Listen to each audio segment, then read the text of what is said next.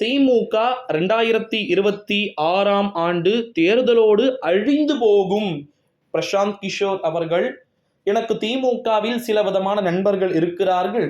அந்த நண்பர்களிடம் நான் ஒரு சில கருத்துக்களை கூறியிருக்கிறேன்.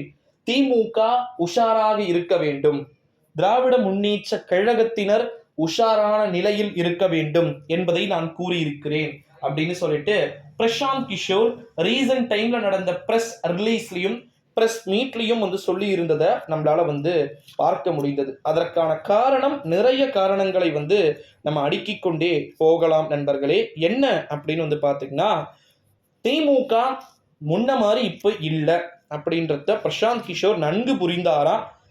ஆந்திர மாநில சட்டப்பேரவையில 2019 ஜெகன்மோகன் ரெட்டி தெரியுமா, அவர் பாத்தீங்கன்னா 175 தொகுதியில ஒரே கட்சி கூட்டணி இல்லாம ஒரு கட்சி 10 வருஷம் ஆண்ட கட்சி எதிர்த்து போட்டியிட்ட, சந்திரபாபு நாயுடுவை எதிர்த்து போட்டியிட்ட ஜெகன்மோகன் ரெட்டி தனி கட்சி 175க்கு 151 பேர் வெற்றியை பெற்றார்கள்.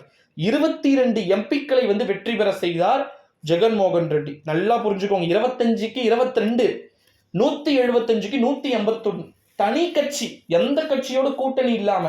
இந்த முறை தனி கட்சியாக போட்டியிட்ட தெலுங்கு தேசம் 133, பிஜேபி ஒரு 8 சீட்டை ஜெயிக்க வச்சிருக்காங்க. சாதாரணமான விஷயம் கிடையாது.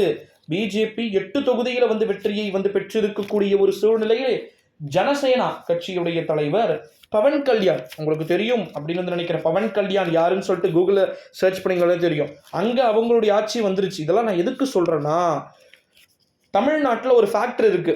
கூத்தாடிகளை தமிழ்நாட்டு மக்கள் ஒருபொழுதும் பாத்தீங்கன்னா கொண்டாட மாட்டார்கள் அப்படின்னு சொல்லிட்டு. கூத்தாடிகள் அப்படின்னு சொன்னா எம்ஜிஆரும் அடங்குவார், ஜெயலலிதாவும் அடங்குவார், தற்போது இருக்கக்கூடிய கலைஞர், மறைந்திருக்கக்கூடிய கலைஞரும் அடங்குவார், உதயநிதி ஸ்டாலினும் கூத்தாடி பட்டியலில் வருவார். ஓகேங்களா? எதுக்கு நான் இதெல்லாம் இந்த கூத்தாடி அப்படின்றது இதில் நான் சொல்றேன்னா, மிக முக்கியமான ஒரு விஷயம் இருக்கிறது. திரைத்துறையினர்ல யாருன்னா வந்துட்டாலே இந்த கூத்தாடிகள் அப்படின்ற அந்த ஒரு விஷயம் ஸ்ப்ரெட் பண்ணப்படும். அவன் கூத்தடிக்கிறவங்க, சினிமாவில் கூத்தடிக்கிறவங்க கூத்தாடிகள் சொல்லிட்டு சொல்லுவாங்க.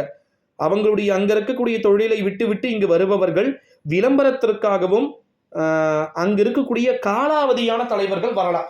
சரி, ஓகே, விஜய் அவர்கள் சீமானவர்கள் படத்துல பெருசா ஹிட் கொடுக்கல, சரி வெற்றி அடையில, சீமானவர்கள் காலாவதியான தலைவர், விஜய் அரசியலுக்கு வரணும். விஜய் இப்ப கூட படத்துல நடிச்சாருன்னா 350 கோடி ஒரு படத்துக்கு வாங்கக்கூடியவரா, 100 கோடி வாங்கக்கூடியவரா? ஏன் வராரு? எல்லாத்தையும் விட்டுட்டு வராருன்னா மக்களுக்கு ஒரு நல்லது செய்யணும் தான். ஸோ இங்க ஜனசேனா மாதிரி அடுத்த 10 வருஷத்துல தமிழக வெற்றி கழகம் மிக பிரம்மாண்டமான ஒரு நிலையை அடையலாம்னு சொல்லிட்டு எச்சரிக்கை